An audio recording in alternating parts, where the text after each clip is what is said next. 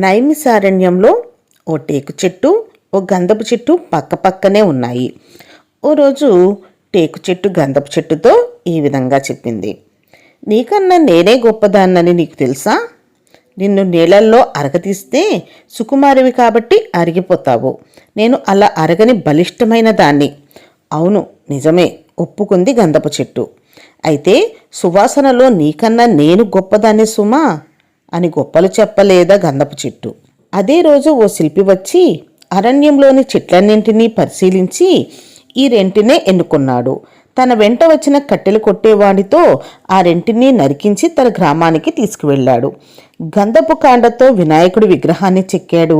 టేకు కాండతో వినాయకుడుండే ఆలయానికి గడపని చేశాడు.